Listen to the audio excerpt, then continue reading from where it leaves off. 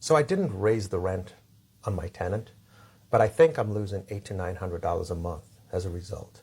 I'm a loan officer that helps people buy homes, and I've helped many people go from renting to owning.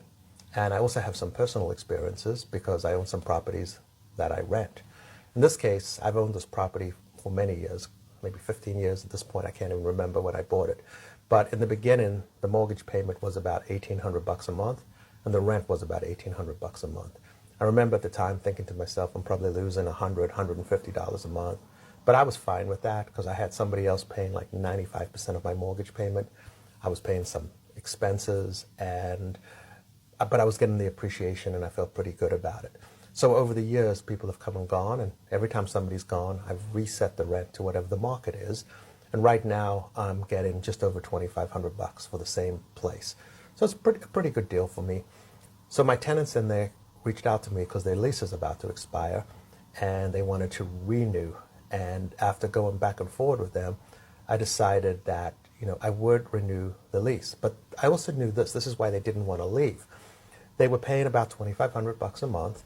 And if you look at the houses in that neighborhood and you just try and rent one exactly like mine, you'd be paying close to $3,500 a month. So I'm about $800 to $1,000 below market. And if you wanted to buy that property, I know that the mortgage payment would be about $4,200, $4,300 a month unless you had a large down payment. So of course my tenant, who's paying $2,500 a month, knows they're paying about $1,000 less than the market. But the reason why I'm considering it, or I did consider it, and I ended up actually moving forward, was because they never call me. They never skip a payment. I've never had any issues with them. In fact, I've spoken to them maybe like 3 times in 5 years, and they just pay on time all the time.